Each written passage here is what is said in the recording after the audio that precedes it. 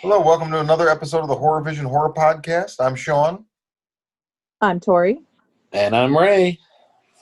and what's going on, guys? How is your November so far? It's not bad. Yeah. Uh, November and right along. yeah, pretty much. Just trekking. Oh, I knew I had to work Halloween, so I was already kind of bummed. that sucks. Did you get to do any Halloweenish anything? Watch something or? Yeah. You know what I did to myself? I watched all of American Horror Story from beginning to end. On Halloween? No. It took me all of October. I was Can you like, did you imagine? watch it fast forward or? Yeah.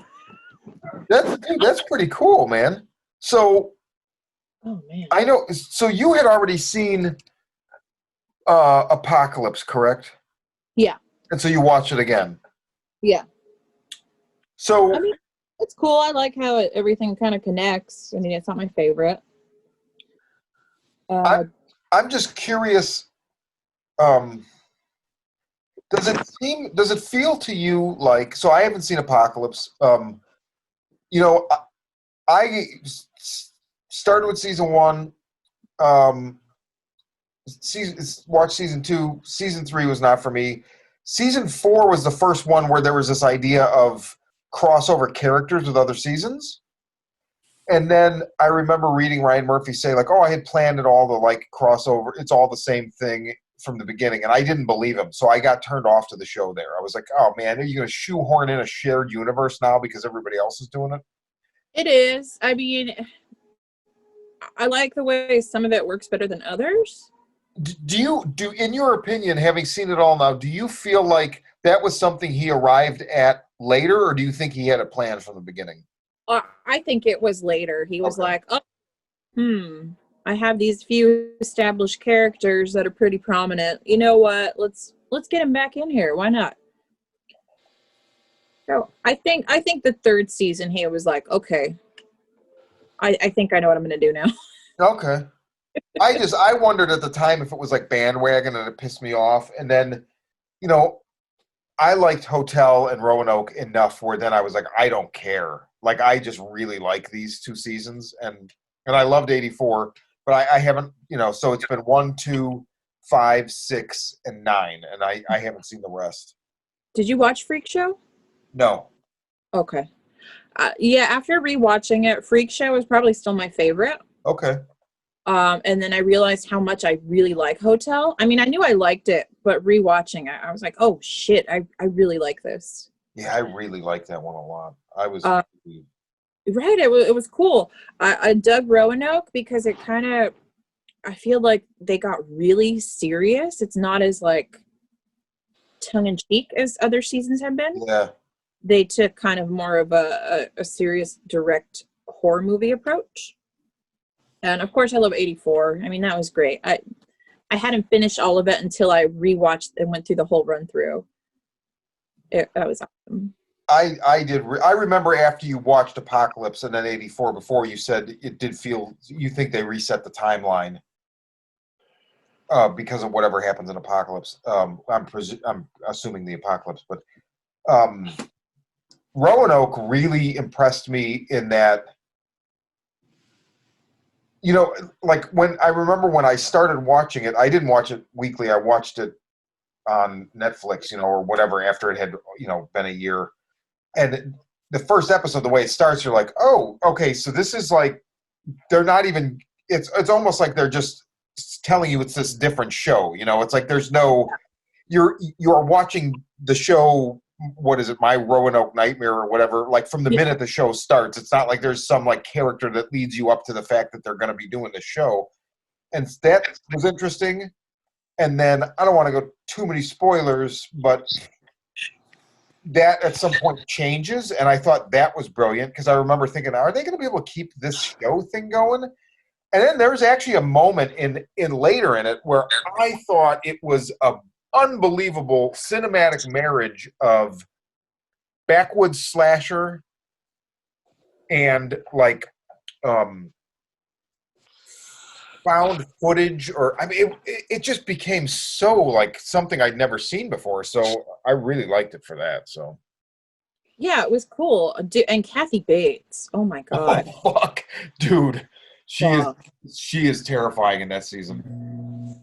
Oh my God. She's so good in that. Like, uh, I forget how good she is. And I forget she was in Misery all the time and how fucking crazy she is in that. As Annie. Yeah, So good. That's a great series. I really like it. It's pretty solid all the way through. I mean, of course, I have like my gripes about it, but yeah, nothing's perfect. not really anything new watches per se. A few. I've rewatched a lot of stuff. The Thing, the Fright Night remake. I just watched that, and I've been wanting to watch it again recently. That's so good. Demons 2. I watched Suspiria and Inferno. I love Demon. I love all those, but I love Demons too. Yeah, It's so much fun. It really That is. fucking the little person demon. That's such a fantastic moment in that movie. Oh my god, I love that. It's so nuts. All of a sudden, there's just this little person demon, and she has to contend with that. And I'm like, oh, this is great. That's like a highlight of that fucking movie for me. yeah. It's like a fucking what's it called with the marsupials? The marsupial. Oh version. yeah, It's up there. it's up there. Yeah, it's crazy. And oh yeah, Paul, I'm gonna complain about something. Okay. No Mindhunter season 3. Wait, so now, did something new come to light? I don't know. I just heard it probably more than likely isn't gonna happen. So months ago, like maybe pre-COVID, actually even before that. So first, I think Fincher was busy doing whatever he was working on, and Jonathan Groff, he is basically going to be the star of the new Matrix movie, which I feel like Look at Ray's face. nobody asked for, and I find it hard to believe anybody wants, but okay. So because of that, then there was like, okay, now there's an even bigger delay. And then because of COVID, it was like, you know what, we have to let them out of their contracts. So everybody involved is like, we want to come back and do it again. But there's no longer a contract saying they have to. So, what I've learned in life is no matter how much you like something, like doing something, the longer you're away from it, and especially somebody like Jonathan Groff that's probably going to end up getting a lot of work because of Mindhunter and then Matrix and whatever. Or killing his career because of the Matrix. I mean, maybe I kind of wonder if that's going to either set off or coincide with like a 90s. I know it's not 90s, but I feel with a 90s nostalgia.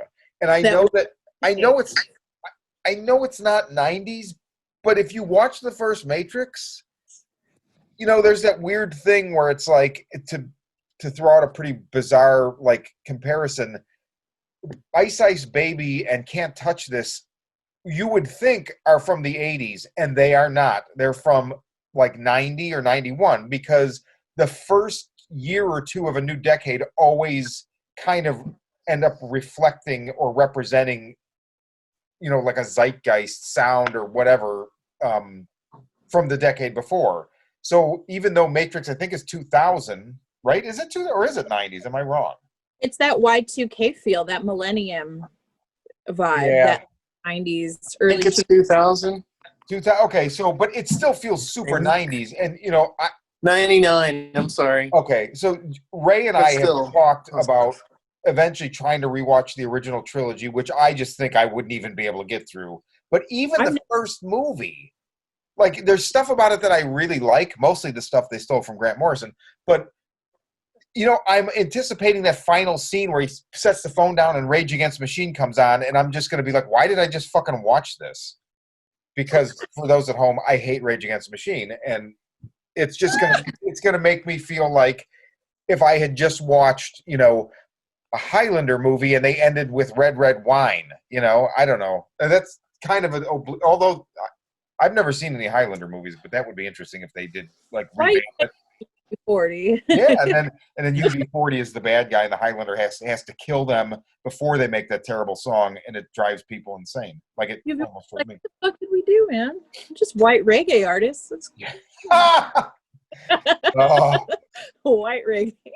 oh, white reggae. Hey guys, I got a steel drum.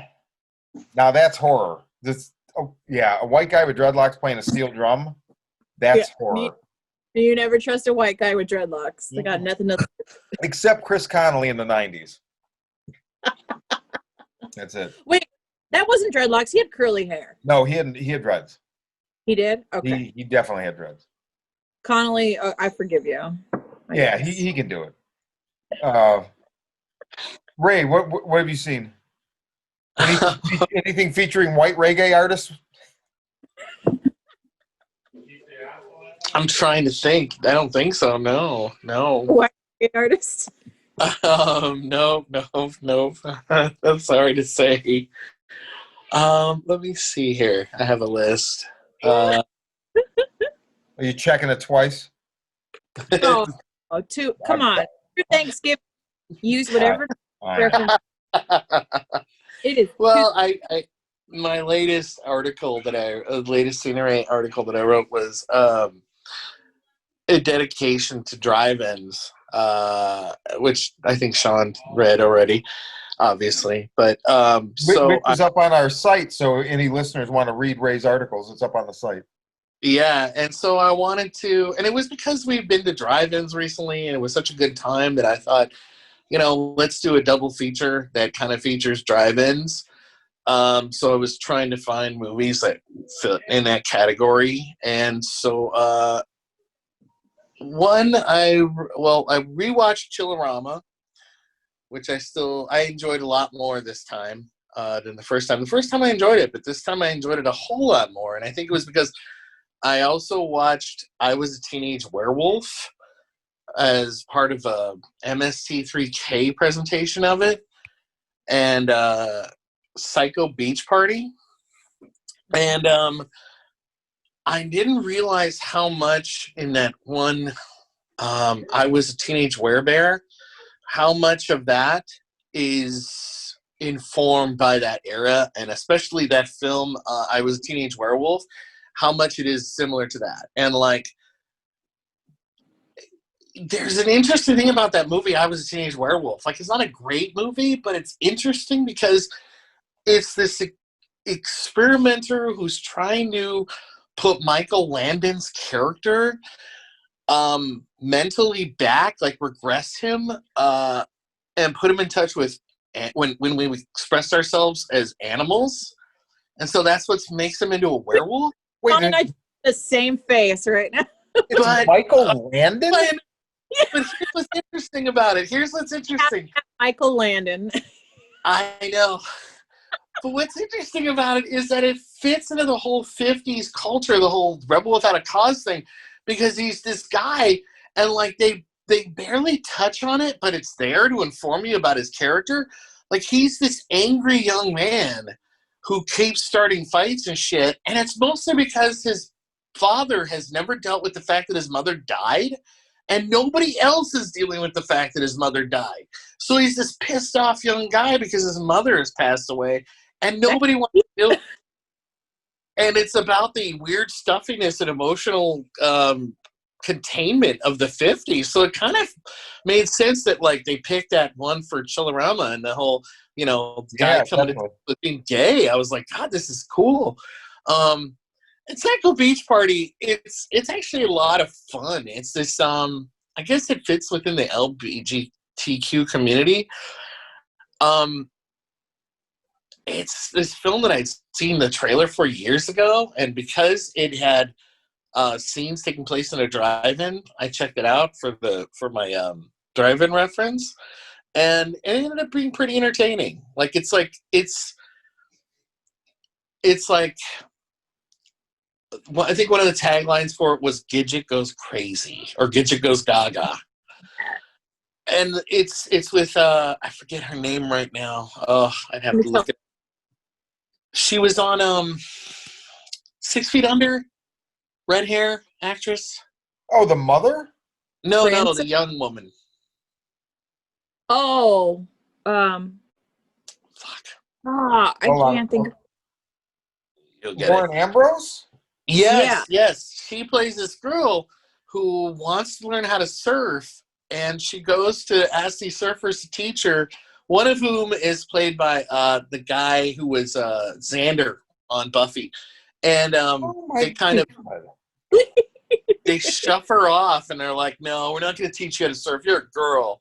And so she goes, this guy who's like the big kahuna of the beach, but I forget what they call him, the great Kukaluki or something like that. But anyway, so she goes to ask him, and he turns her down, but then she has this weird, like, psychotic episode where she becomes this other person and scares him, and he, like, agrees to then teach her to surf.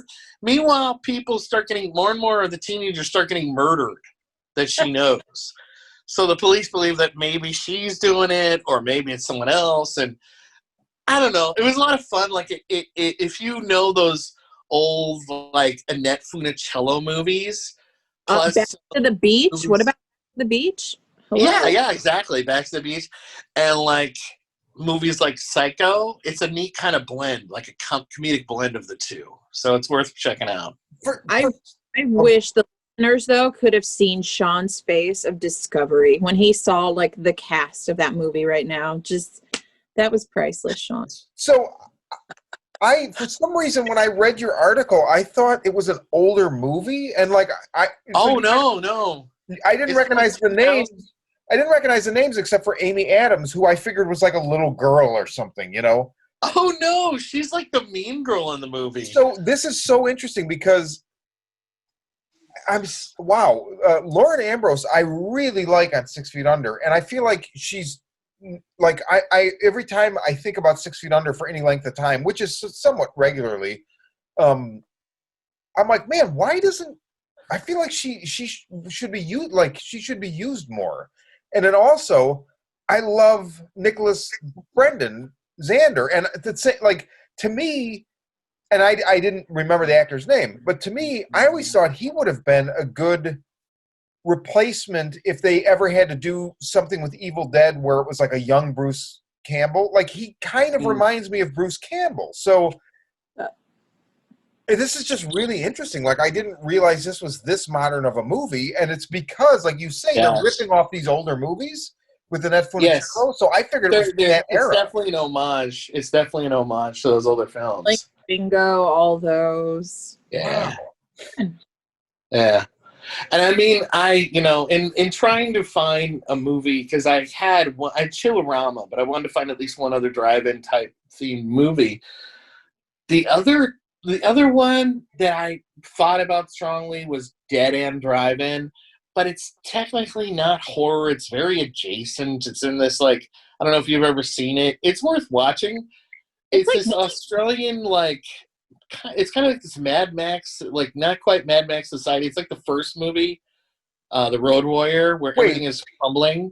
Did you say Mad Max and Society, like together? Both? No. Oh God, I was like, I'm hanging up now. I need to go watch whatever that is right now.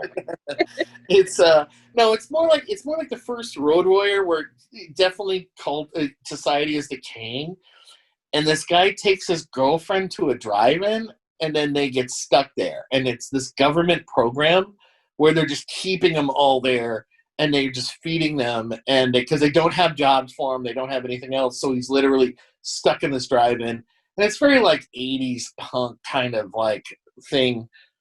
And then the other thing I watched, which is terrible, never watched this film, was this movie called Drive-In Massacre. It's just bad. Like, I thought at first that it really gave me hope. Like, the first murder was great. Is this guy like hanging his head out of a drive-in, out of his car to get the speaker, and this person came along and chops his head off with a samurai sword, and I thought there was going to be more murders like that. And instead it was this terrible film with carnies and it was a convoluted piece of garbage. Like, it was terrible. What's wrong with carnies, right? Gotta hate on the carnies. Yeah, man. No, wow. What year is that one from? I feel like 79 or Okay, 78. I'm just looking for ballpark. Well, I meant to mention to you, because of the drive-in themed column, if you've never read, so you know who Joe R. Lansdale is? No. He's a genre writer, typically, associated with horror. Tori, do you know Lansdale? That sounds really familiar, yeah. So he's the kind of guy that he really worked his ass off. He's very prolific, and in the last, I'd say, 10 years, he's really become the kind of guy where people now go to him for introductions to newer books or whatever. So he has a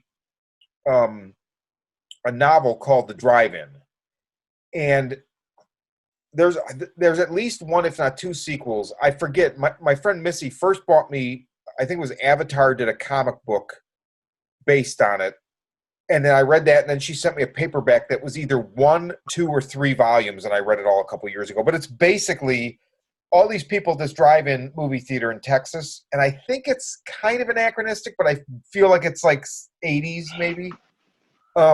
This weird thing develops around the drive-in, and nobody can get out.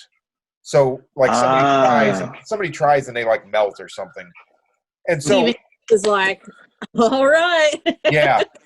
But so it becomes like Lord of the Flies to a degree, but then it just gets fucking weird. And it's a really cool story, and just he kind of plays with the first drive-in is very Lord of the Flies and that kind of siege horror in a way.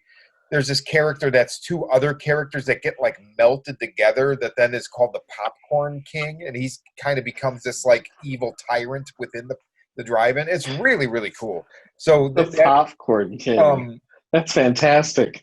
Well, for some reason, Fat Orson Welles. Yeah, the Fat Orson Welles. Oh my God. Getting Unicron. Oh. Tori, what else? I know. What else have you rewatched? Oh, well, okay. I did watch a couple new things. So I was pumped about this movie. I'm pumped about a few movies this year. One of them was Psycho Goreman. Uh-huh. I missed Beyond Fest. I didn't get tickets, whatever. I'm not mad. Not mad. The other movie I watched was The Wolf of Snow Hollow, which premiered at Beyond Fest this year. Yeah, it was opening night. Directed by Jim Cummings, also written and starring Jim Cummings. He's done some other things, nothing I'd really heard of. But hey, he looked cool. It's Robert Forster's last movie. Oh, that's right. That's right. Yeah, Ricky Lindholm is in it. She was in Last House on the Left. She's in Garfunkel and Oates. So hey, why not? So I watched it. I was really disappointed. Oh, bummer. Really disappointed. So it's no Wolf Cop? No, nothing is Wolf Cop. Yeah. Fucking love Wolf Cop. What disappointed you about it? So, not to give anything away, but it had a twist ending. Again, I don't want to give it away, which I didn't mind. I didn't mind at all. The thing I hated is this movie, I don't know if he wanted to do very kind of outlandish, like The Room almost. Oh, God. The overacting. It wasn't enough where I could tell, okay, you're doing this on purpose or you're just a shitty actor. Choose a lane. I felt like Jim took on way too many roles. I feel like he kind of wrote this for himself to star in. Did you say choose a lane? Yeah. I fucking love that. Yeah. Oh my God, I love that. It wasn't like it. I felt like it had to be turned up if it wanted to go over the top, or I don't know. I don't think he knew what he wanted. I think he was just like, hey, let me write something I can star in. Yeah, he should have taken one of those roles off because it didn't work. So anyway, the twist ending was cool. I didn't mind that. I didn't expect it, but the person you find out who it is, they never mentioned in the whole fucking movie, but for 2 seconds. So I was confused. I'm like, wait, who the fuck is this person? Oh yeah, he was in the movie fucking 40 minutes ago for not even a minute. What? Like he pulled it out of his ass. There was something I saw recently that did the same thing, and it pissed me off. Yeah, it had a lot of potential. It was beautiful. They shot it somewhere in Utah. Beautiful scenery. Yeah, it just, I don't know. It either had to turn up the kookiness or turn it down. Yeah. Dude, it's so funny what you just said. I knew you were going to say this, and so when you said it's somebody they barely even mentioned. Yeah. I remember. I have this memory. I think about it somewhat often. Fuck, dude. I was really small, and I don't even know how I don't know how I remember this to even tell this story, but I do. There was a movie, and I believe it was called Cop, and James Woods was in it, and I didn't watch. I'm little, so it was one of those things where I had to go to bed. My parents watched the movie, and I just remember afterwards, for a couple weeks, whenever my dad was if he was talking on the phone to somebody, or if we were at some kind of family function or whatever, this movie always came up, and he always talked about how pissed off he was that it's Woods is trying to find this killer or whatever, and at the end of the movie, the killer is somebody that has not been in the movie before. And I just remember how irate my father got at this, and he's not really a movie guy. He watches movies, but he's not doesn't have the same kind of passion as we do. And that's not criticism. But it was so funny. It always reminded me of the Family Ties where Michael Gross comes home and there's a huge party and there's a kangaroo in the living room. And then afterwards, he'd be like, Alex, I came home and there was a kangaroo in my living room. And it's kind of how my dad would complain about it. He'd be like, we watched the whole movie and the killer was somebody that wasn't in the movie. Anyway, so I'm making Brandon watch it, and bless his heart, he's not into horror, and he's willing to watch this with me, and I'm pumped. I'm wanting a werewolf movie, and yeah, at the end of it, I was like, "What the fuck? Wait, who the fuck is this guy? Who's this guy? Are you fucking kidding me? How did you here? What the fuck? Oh my god! My voice getting higher because I was frustrated." Fucking bummer. I will say this though, they kill a child in it. Really? We here at the Horror Vision love children being killed in film. We endorse it. It was a baby too. Oh wow. Yeah. Well, okay. I mean, Okay, yeah, kill the child. Yeah, I mean, in the story. Okay, so background on the story real quick. Jim Cummings plays the town sheriff. He's a recovering alcoholic, of course. He's a single dad. Robert Forrester plays his father, who's also the chief of police. Okay. So it's just a series of grisly murders that start happening in this smaller mountain town. And immediately everybody's like, it's a beast, it's a werewolf, it's something. So it's kind of it was cool, you have a small town kind of spreading false information, because that's how it would be. And I like how they were kind of perpetuating this supernatural type thing. Oh, it's a beast, it's something, it's a werewolf. And it was it didn't have a lot of violence in it, but when it did, it packed a punch. I mean, again, a baby killed. Wow. But yeah, it was a letdown. So I'm glad I didn't pay the tickets to see it. Interesting. I'm trying. I remember. I'm sorry. I just remembered the thing that I saw that frustrated me like that, and I like the format of and the presentation of it. Did either of you watch the WNUF Halloween Special on Shudder? Yes, No, that's not the yet. other one I was going to talk about. Sorry. Go. Okay. Oh, that's okay. That's okay. It's real. I mean, it's a lot of fun. Like the format is really cool, and like who because it's what it does is you turn it on, and it's like somebody went to their VCR and put in a tape, and I you even get like tracking problems, and then they start fast forwarding, and they go to the news, and the news is talking about how they're going to have this a reporter go to this haunted house afterward where a murder took place and he's going to take experts with him, and they're going to see whether the place is actually haunted or not, and they're going to have a priest with them. Yeah, not off of television terror from season 2 of Tales from the Crypt. Not at all. Wait, say that one And more then- time. Go ahead. Do you guys remember Tales from the Crypt season 2? They had a episode called Television Terror, and it was I forget his name, but he was a real talk show host at the time, like a big scumbag. He plays the television host. They're gonna report what he was. They're gonna go report at a haunted house, like a famous haunted house. And of course, wacky hijinks ensue. The Nice. house is haunted, and they kill off the TV crew. What's his name? The guy who smoked a lot and then Yeah, that's- died. yeah. Downey Jr. Morton Downey. Yeah. Yeah, Morton Downey Jr. Yes. Okay, I do vaguely remember this episode. I do. You know, it also sounds like, and I think we've talked about that before, and it sounds like that Ghost Watch, the British movie, that like it actually used like a real news program and the news anchors to do this movie where it seemed like it was like a Halloween special news broadcast, like 2020 or something, and then it like actually becomes haunted. Yeah, no, they ripped that one off too. Which I don't know. Like, sorry, Ray. What were you saying about it? Because I was. Oh no.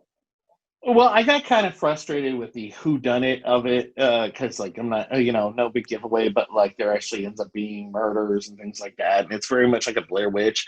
But the thing that what I thought was really cool about it was the format, because it's not just like they keep, because the thing is that it's literally a tape, so it's somebody just recording this night, and so it starts with a recording of the news. And so, like, they have, like, this thing where they interview a dentist who will give kids money for their candy because he doesn't want them to eat the candy. Well, like, it's one of the news stories. And they break for commercial. And, like, the commercials are these fake programs that they had. Like, they had to not only invent the storyline for the special, but they had to invent like all these like fake commercials they made and like video store ads, and like it's really impressive. Well, they on that matter bought super cheap a bunch of old commercials from the 80s that weren't used. Oh, and is that what they did? They bought all that. That's genius. Because it was all like pretty, not public domain, but they got like a shit ton of footage and worked it. So like it's a total shoestring budget. They even for that movie they did a whisper campaign where they would leave behind unmarked VHSs at horror conventions. Oh, that's super cool. They would throw them around town just to get like it's a great idea. And I love the concept, but I don't know if I loved it more because that's what I did as a kid, or like that's what my aunt and my grandma would do, was tape shit and we'd rewatch it. Oh yeah, absolutely. It could have been great. They could have really done a lot with the haunted house part and on no budget. Yeah. They could have done so much. So it felt short. It felt so short. That's exactly how I felt about it. Is that a new release? I think so. It appeared on Shudder just before Halloween. Yeah, but I just didn't know if just it was before new, October. or if it was just they licensed something that had existed. Tori, what did you say a second ago? I'm sorry. 2013. Okay. Oh. Okay. It's great because I was looking at it. They shot all that haunted house scenes in 2 days. That's cool. I appreciate that, but way too many commercials. Like they should have cut that out. Like way too much filler. Way too much. And There's a lot, yeah. I mean, it's the kind of thing where, like, you know, like the nostalgia, or like, you know, it's cool for a bit, and then it's like, oh, okay, like, don't overdo It does start to wear out. It does start to wear out after a while. Like as it gets further and further along, you start like I don't know how you felt about it, Tori, but like as it kept getting closer and closer to the conclusion of like the haunted house thing, every time they broke for commercial, I started to feel like that was their way of extending it, just extending the time, because I was like, come on, you don't have that much left. Yeah, I felt no. I was like getting blue balls. Like I was like, we're right there. Like, why don't you finish? Please, like, we're right there. Like, you don't have to do this. Oh man, what are you, Sting? Come on, quit edging me. Come on. So you guys think? It sounds like maybe watch it, but when you kind of are able to, like, oh, you know, I'm making dinner, so I can like check in and out. Yeah. Okay. That's a good call. Yeah. Watch like the first 10 minutes, then fast forward like 15. Watch like 5 minutes, fast forward. Yeah, just that's what I ended up doing. It's like, all right. Yeah, that makes sense. Well, I was super psyched for this. I was off yesterday because I worked today, and so I got up early, and I ate half of a friend of mine he's given me these little, they're like, you know, pot pills, basically. They look like a Advil or something. I just took half of one that was like a hybrid, and so it was a really like cognitive, lucid, not like, oh my god, I'm losing my mind, or oh my god, I can't get off the couch high. And I sat down and curated my experience watching a movie I've been really looking forward to, which is The Dark and the Wicked. And it's not, you know, I used to do this at night, where it was like this, the stipulations for me watching movies used to be late at night, no one else around, all the lights out, you know, no food, just a small glass of water, and I'll get high and just sink into the movie. And I just can't do it anymore because I fall asleep and blah, blah, blah. So I do it in a day. So I saved, you know, this movie just landed a week or two ago, and I'd been waiting. So I rented it for $6.99 in Prime. And so it's Brian Bertino, who also did The Monster, which I loved. And great. I love The Monster. Yeah. I really, we could talk about that. Yeah, that's a very good flick. And the Two Strangers movies, which I like quite a bit. I have small issues, but so The Dark and the Wicked, like I've seen people recently since it landed, like for rent, like this movie fucked me up. If you're looking for a super scary movie that'll stay with you and have you looking over your shoulder, I did not think that at all. So it's a very well made movie. It's fantastic I mean, like really, really good performances. It's just a great tone, like great atmosphere. Man, I just it is worth seeing, but it's an RLJE film, and also Shudder. They produced it, so I'm gonna say I think if you support them and rent it for $6.99 like I did, I don't regret that at all. So if you're looking for like a great movie, okay, but it didn't scare me. It's great at holding, like, sustaining tension. But I don't know. There was something missing from it, from me. And an analogy I always go to. It's not quite this extreme, but an analogy I always go to is the first Conjuring movie is so good until they show the woman on top of the ghost on top of the armoire. that to me deflates it in a way that even though the rest of the movie's good too, but it is no longer what it was after that moment in the movie.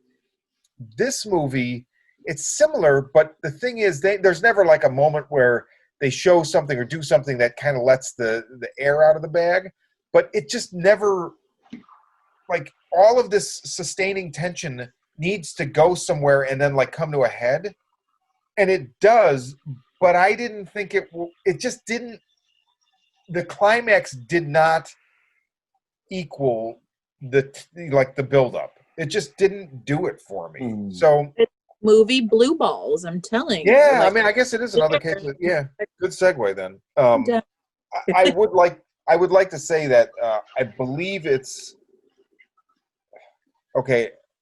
I think it's Xander Berkeley plays a priest. I don't know this actor, and oh my god, he is so much younger than he. If this is actually him, because this would be right. Born 55. So Xander Berkeley is a priest. He steals every scene he's in. And all the performances are great, but he is fucking outstanding. Like, he is creepy as fuck. He just really was the best, creepiest thing about the movie. The whole movie's creepy, but it is kind of one of these things. Like, if you watch a trailer, you get a feel for. They do a lot of these kind of slowly panning shots that show it takes place on a farm, and it's basically brother and sister who are adults, middle age maybe, go back to the farm where they were born and raised because their father is dying. He's on an oxygen tank laying in bed, and the mother is caring for him, and they have a nurse that comes in, and they have a farm hand, Charlie, that works there, and everybody's kind of pulling together at the end because the father's probably going to die, and the mother is either losing her mind or she's legitimately seeing something supernatural there, and they do a lot of these creepy fucking scenes where the camera will slowly pan around like they're sheep herders or sheep farmers. So there's all these sheep, and so they show the flock of sheep a lot, and they'll show like the barn that they're in, and there's like a fence with like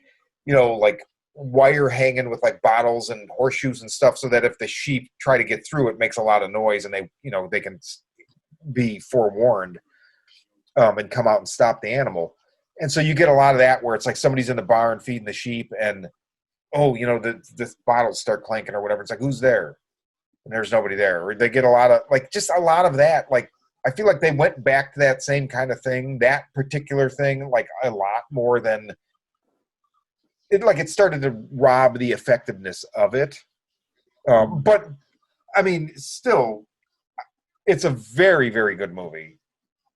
It just, I guess, and again, I had really high, probably unrealistic expectations. So, but do I regret renting it? Not at all. I would say go out and rent it for $6.99. Support it because it's a smaller movie, and it was definitely one of the better movies I've seen this year. So there you go. What else? Fair. I think. I don't know. I mean, I love horror, but how many like scary movies have you really seen? Like really scary? Like, I don't even know. I'm sure we had to have said this before on here, but I'll always go back to it because it is a thing I think about whenever I sit down. Like, I was sitting down to this movie hoping for the next thing that scared me, because you either get gore or jump scares or disturbed, but you don't get fucking fear. Like, where it's like, oh my god, that's like really, really scary. Like, and it's sustained, and it's just hard to do. The Exorcist and Blair Witch Project, the original. That's, for sure, yeah. Tori, I remember back in the day, I never would have saw Insidious had you not told me when we worked at Borders, like, dude, it is scary. I know what because I've been saying this same Blair Witch Exorcist thing for fucking 2 decades, and I remember you saying, like, it's like that, and it was. The first Insidious, I've never seen the rest, but it has some moments where you're legitimately like, they scare you. It comes on slow and it stays, and just or even like ghost spotting, some of them in the background. Okay, like how your thing is with The Conjuring, her on the armoire. Mine is Insidious when you see him I don't know, seeing the demon kind of took it away from me a bit. When you see him in his full regalia. Darth Maul.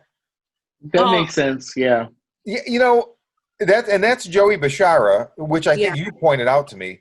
And composer, if listeners didn't know. Great composer. I've I'm so happy he is where he is, where he does so many big movies for Blumhouse and whatnot, because he started on The Convent, and I always loved the music on it, so I knew his name. But I really think that I agree with you about Insidious, and I think if they had just not made him look like Darth fucking Maul, it would have been better. But it's inescapable. I've had people like show me a still of that scene and be like, he doesn't look anything like him. And I'm like, yes, he does. Especially with the little bit that they don't focus on him that long. So it's a flash. And in my mind, the prequels were like pretty much had just come out. So it's in my mind. Yeah, like I didn't mind him when he's in the kids' room and you just see his shadow, or when you even like see him hiding behind the dad, like his half face, that was acceptable. But when you saw him, like when you go to like when he went to the other side and saw him in his lair, I was like, okay. Yeah, it was too much.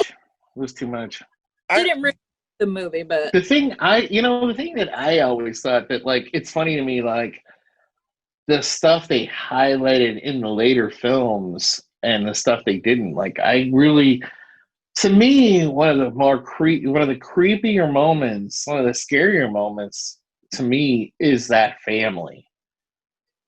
When he's in the house and that family's just sitting there, and then they all just kind of turn and look at him, like at first he's safe, like they don't know he's there, and then suddenly they see him.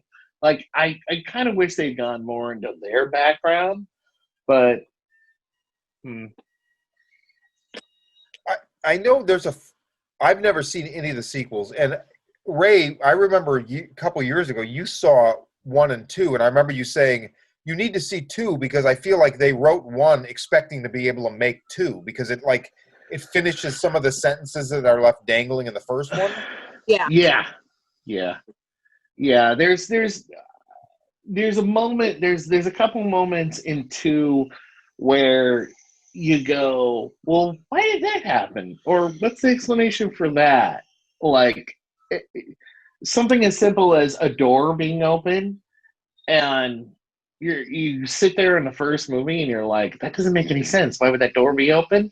Or did that other ghost open it? And then in the second movie, you get the answer and you're like, oh, cool. They tied it up. That made sense.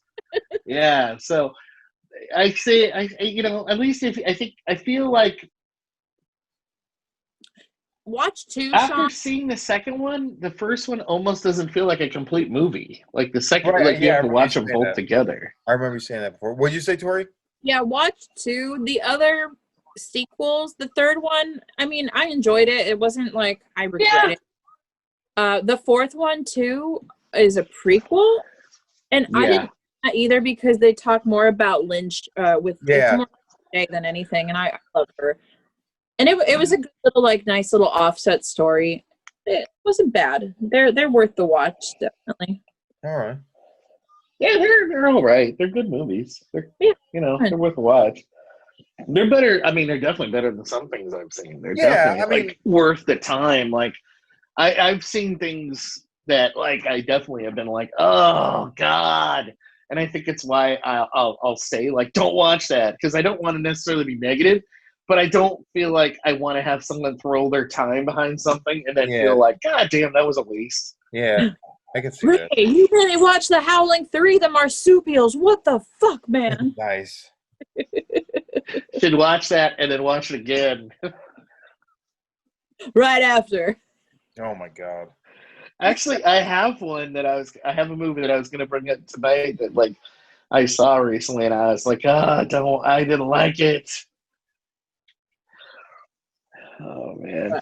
Should I go into it right now? Oh, yeah. Right, yeah. Have you ever seen The Driller Killer? No, I've always heard of it, but I've never seen it. I didn't know this going in. I just thought it was another slasher. I'm still on like an old slasher kick.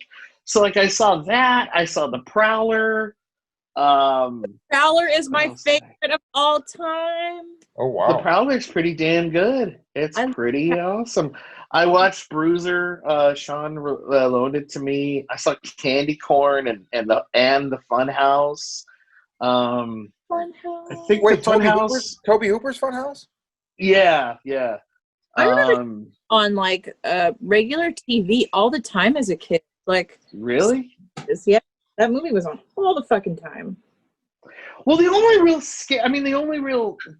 it feels like the only real horror element to it is the guy's son with like the weird double face thing, which they hint at when they go to the carnival, like the double face, all the things with double faces. But it's I don't know. It didn't feel. It feels very horror light. So having watched, I'm still watching all the older slashers. So like I'd heard about Driller Killer, so I sit down and watch it. Okay, I didn't know one going in, and I'm sorry if there's Abel Ferrara fans out there, but it's an Abel Ferrara movie. He actually stars in it. Really? Yeah. Yeah. But I didn't also know going in. Apparently, when he made the film, he only had like a loose concept of what the movie was about. And so literally scenes would play out with the actors go like him saying to them beforehand, like, so this is what's happening in this scene. So just like work around that idea. And it feels that way. So wait, And does it feel like Bad Lieutenant? Like, I mean, to me, in Bad Lieutenant, it's charming that it feels like, okay, you're gonna pull him over and tell him to suck your dick. Go. Yeah, you're a cop in the Yeah, and you're in front of a bunch of teenagers. I honestly haven't seen Bad Lieutenant to know, What? so strawberry. I've heard about its infamy. Bad Lieutenant is But totally insane. it's about this guy who is played by Abel Ferrara, who is an artist. And God, now that I think about the fact that I've seen Bliss in the last couple of years, kind of makes me upset because Bliss does it so much better. So he's frustrated. He lives in New York. It's the early 80s. I think it's like 82, 83. And the movie, and this was something I thought had going for it. It's not only infused with the art kind of moment going on there, and he lives with his girlfriend and her friend, who's this like kind of like drugged out like groupie girl. But they go to like a lot of clubs, and like it features a lot of like kind of that punk rock of that era, like New York Dolls, the Stooges kind of sound, right? Okay. And there's this band that the friend starts hanging out with, and they move into the apartment up above them, and they just start practicing all different hours of the day.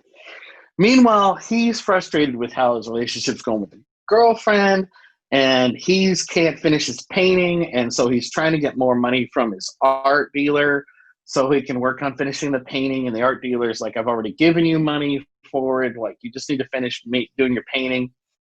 So he's frustrated because he can't seem to finish his painting. And he starts having these like angry moments where he'll snap at people. And then the next thing you know, he goes out with this drill he has. And yes, it's early 80s. And there's an early moment in the film that explains that he watches this commercial for this battery pack that you can plug things into. So he goes and buys this battery pack, and now he has this corded drill that's on this battery pack, and he starts going out, and like I'm sitting there watching the movie, and I'm thinking, okay, he's gonna snap and he's gonna start killing people with the drill. Okay, fine. But the thing that upset me was that he doesn't go after, like, it makes sense that, like, and I'm not saying his girlfriend deserved it, but it would have made more sense that he would have been like, snap, gone after his girlfriend, gone after his art dealer, gone after the girlfriend's ex-husband who's causing troubles in the relationship. Even the fucking punk band is playing at 4 a.m. and annoying him. No, he goes out on the street and just starts randomly killing homeless people whenever he gets angry. Like, these poor bums are living on the street. And I'm like, what is the fucking message of this movie? Wow. Like, I'm like, it upset me that he was attacking these poor bums on the street. Like, I was like, is this some weird elitist thing? Like, it doesn't make any sense why he's snapping and killing homeless people. That's And pretty. it's not like they're coming up to him being like, hey, man, give me $1. Hey, man, give me $1. Hey, man, give me a fucking $1.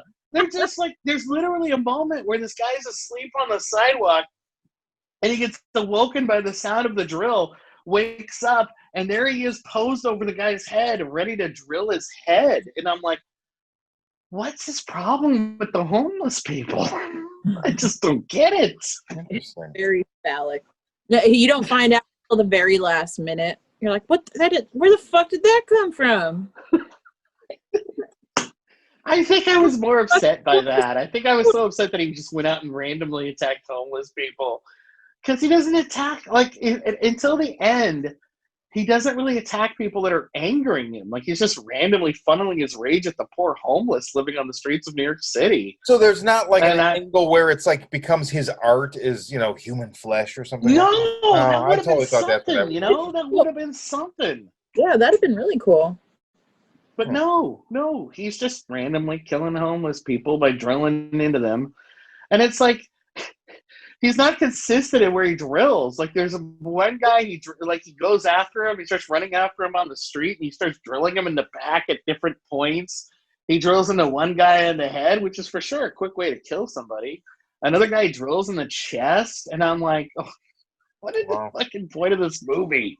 Like, it feels very put together by, like, we have this scene, let's slap this here. Huh. Interesting. All right, so I'll be skipping that one. Avoid that. Tori, The what else you Prowler's got? worth a watch. That It's a I'll little bit watch. dated, but it's worth a watch. Oh, Abel. What else you got, Tori? I watched Spiral on Netflix. That was pretty good. Oh, Wait, what movie? Spiral? On Netflix? Not that Spiral. Wait, are you talking about the one on Shudder? Yeah. Oh, I mean Shudder. Yeah, okay. That's what I figured you misspoke and said Netflix instead of Shudder. How is it? It was really good. Okay. I liked that it was kind of a open ending. Kind of left you to think about it. Really good. So it's directed by the guy that produced Harpoon, Z, and he did Stillborn. I really liked Stillborn. That was I good. haven't seen that yet. That was fun. But I really like Z. I never saw Z. It's good. Oh yeah, Oh, it's good. I liked Z. That was good. I liked Z. So it's a gay couple and their daughter. They move to a quiet neighborhood, of course, have a better life. Of course, it doesn't happen. They start realizing their neighbors are weird and like in some kind of cult they're thinking.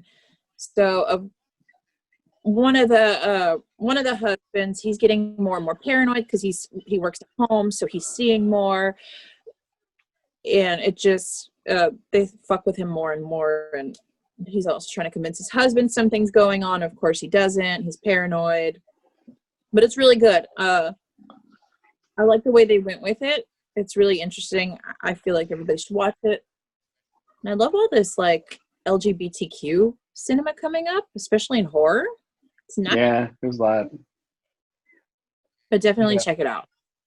All right. I I wondered about that one. It looks good, but it also looked like, I don't know, there was something about like the look of it that made me kind of want. Oh, I know what it was. I feel like I saw somebody somewhere compare it to Get Out, and I was like, oh, so is this just like somebody making the gay Get Out? You know what I mean? Like, so I was kind of hesitant, and also there something about the way that it looked.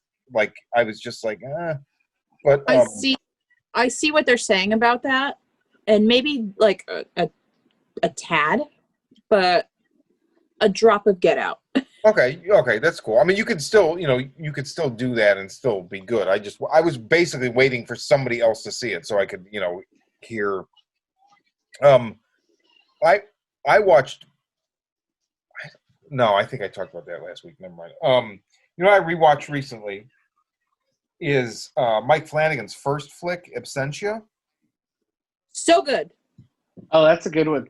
So I watched that when it was on Netflix streaming for a long time, which I think was like maybe led to how he ended up working for them.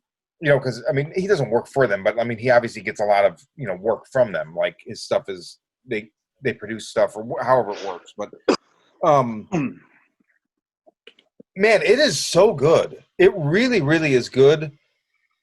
I remember Tori back. I mean, this had to be like 2011 or 12 or something when I watched it because it was pre-Oculus. And you watched it. I remember, and you're like, dude, that was Doug Jones, like the guy in the underpants. Yeah. Blew my mind. I just really, I really, really like that movie. They do so much with so little, and it's very indicative. It shows you can, I remember when I saw that, I was like, I got to remember his name, and he did Oculus, and then which I want to rewatch. I've seen twice. I definitely like it.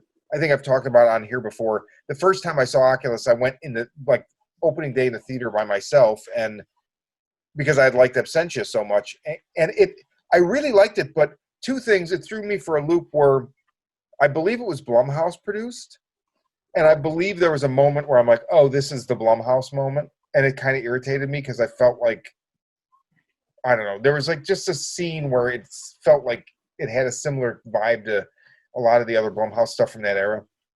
I may have imagined that. Have you watched, Hill House recently? Say again? Have you watched Hill House recently? Like when it aired 2 years ago. You know the laser glass from Oculus is in that. I don't doubt that at all. Well, okay, so this I was going to say. I flipped out. Sorry. With Hill House, so the thing with Oculus that really threw me was I assumed that all of the stuff with the younger versions of the brother and sister was like flashback, and that it would get us up to speed eventually. So they cut from present day to past, and I figured at some point the flashbacks would stop, and then we would move forward with the rest of the movie in the present. And when they kept cutting, like well into past the center, the middle point of the movie, I was like, why are they still explaining the past to us? And so it like started a thought process while I was watching it that first time where I was like, oh wait, I feel like this is unnecessary. And then what happens, the two timelines physically touch, right? Which now that's his thing. Like Hill House does that all the fucking way through. And so I just didn't realize it at that point. It was the first time I ever saw it before. It's like the first time I saw District 9, I was like, you can't go from being a documentary to a narrative like in the middle of the fucking movie. And then all of a sudden I was like, wait a minute, maybe you can. And then, by the end I was like, that was fucking genius. But the first time you see something like that, it flies in the face of what you have known before. And so it seems like, can this happen this way? And, ultimately I rewatched Oculus a couple of years ago and really fucking liked it. And then Hill House came out. I was like, oh my God, this is just him kind of riffing on that even more. He's developed that to a degree where he's masterful at it. And it's always now an awesome thing. Like, let's see how Flanagan's going to do this. And he does it. That's great. So, but yeah, Absentia, if people haven't seen it, I forget what it's on. I think it might be on Shudder or it might be on Prime, but it's streaming on something. I'm sure it's on Shudder. It's on Shudder still. Totally worth it. It's very good. Yeah. Don't let her fool you either, because that poster kind of. The poster sucks. Yeah. The thumbnail for it looks like one of those shitty mid 2000s, just what made like sci-fi made movie. Yeah. No, it's good. It's exactly what you said. It's very good. It has a small budget and it knows it and it accomplishes what it needs to in that area. And it also going back to what we were saying about Insidious, take a page from that because you barely catch like flashes of whatever the creature is. And like, Yeah, definitely. there's an implementation of what the creature could be, but it's a better payoff that you don't get a full view of it. Yeah, definitely. That Especially you don't see whatever it is. You're like, because okay, fine. they kind of like draw this weird comparison to that book, The Billy Goat's Gruff, which is super cool. And then they like kind of turn it like into something else. And I really like the way they did all of that. And you're absolutely right. There's just enough. You barely see anything, but what you see is just enough to really be like, what in the fuck? There's also a scene in it that involves people seeing what's not there, and at some point, Oh yeah. what hasn't been there before is now actually there, and it's a great fucking moment because you're like, oh wait a minute, oh my god, are you serious? Yeah. And it's really cool, and I had forgotten about it, so it was cool when it happened again this time because it was the same experience I had the last time I watched it. So yeah, it's good. It's totally worth it. What else? What else you guys got? Nice. Well, let me see here. I finally saw Spring, it's great. It's so good. Yeah. Spring is fantastic.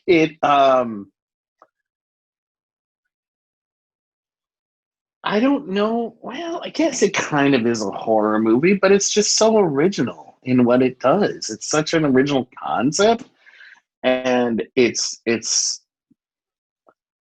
kind of horror movie that when somebody who's not into horror says, "Well, I want to see a horror movie, or I want to see something. What do you think is good?"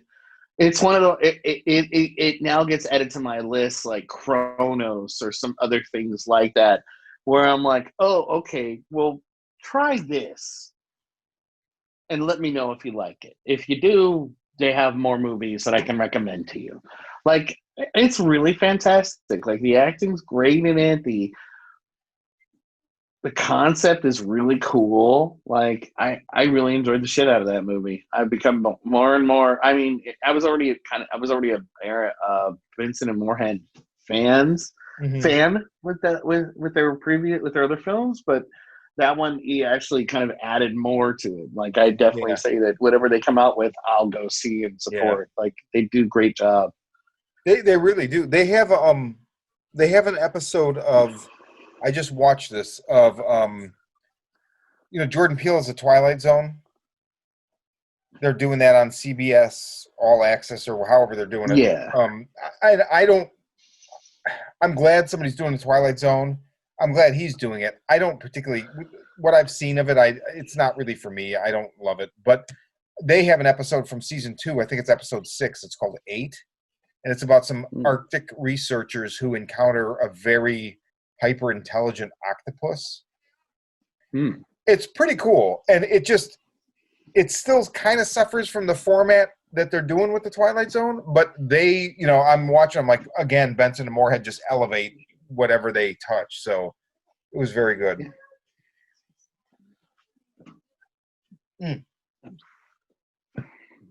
Go ahead. No, that's just, I mean, they're excellent. They're excellent filmmakers, I think. And I can't wait to see what they do next.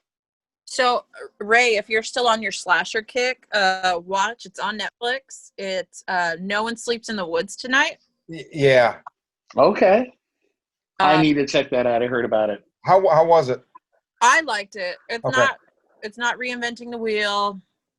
It's your 80s slashers, so expect titties, a lot of running and falling down, and a lot of gore. Okay. That sounds good. I was impressed they found a new way to just do the same title, but that in a way it hadn't been done before. I was like, okay, that's cool. It's a Polish movie. Oh, so. Yeah, that's right. Nat Bremer on Bloody Disgusting today wrote an article that I'm actually possibly going to watch the 2009 Platinum Dunes Friday the 13th soon.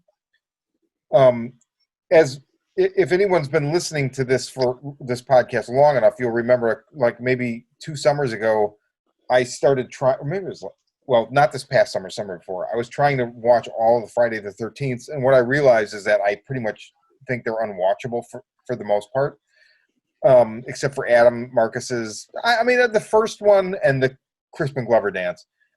And anything after that, I don't know. Like, I have fond memories of Jason in space because of the hokiness, but I just couldn't, I couldn't go any further than the one with the psychic chick and Weekend at Bernie's guy being her evil psychologist. But when the Platinum Dunes 2009 Friday the 13th, I remember renting it when it hit video. I couldn't even make it halfway through. I think I'm going to rewatch it. And this Nat Bremer's article argues that, and it's totally not a reboot. Anybody that watched 5 minutes of it knows it's not a reboot. But he talks about how, I just thought this was so, I'd never thought of it before. He compares Friday the 13th and Jason at Crystal Lake to The Hook as like an urban legend, and how every time somebody tells it, or every generation when it's told, it changes slightly, and how the 2009 one isn't a reboot, it's just a retelling for a new generation. I think that was really smart. So I don't know. I might try to watch it just as some closure to, the franchise. What? Some closure. I don't know. Jason, we need to talk because these movies are shit, bro. Man, they're rough. I know they're beloved. I don't want to step on anyone's feet. I mean, I tried, and I'm sure I'll try again. I really like 6 too, because 6 is really tongue in cheek. There's moments in all of them, but man, I was surprised. So I had seen, I don't even know which ones I'd seen before. I'd seen, a smattering of them over my lifetime, and they all run together. So other than Adams. Other than that guy too, and Jason takes Manhattan getting his head punched off. Like, yeah, come on. That's really all I remember about that, and the guy with the ghetto blaster, because it was an 80s movie and it was New York, so there had to be a bunch of guys with switchblades and ghetto blasters on their shoulder, because apparently that's what New York was then. Now it's yuppies with purse dogs on their shoulders. Mohawked children. We'll call it. So for another episode of the Horror Vision Horror Podcast, I'm Shawn. I'm Tori. I'm Ray. Booyah!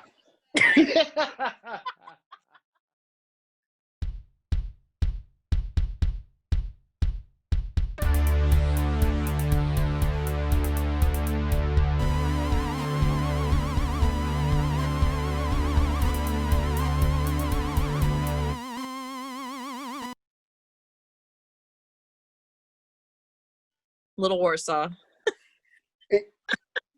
That movie. There's a place called Little Warsaw?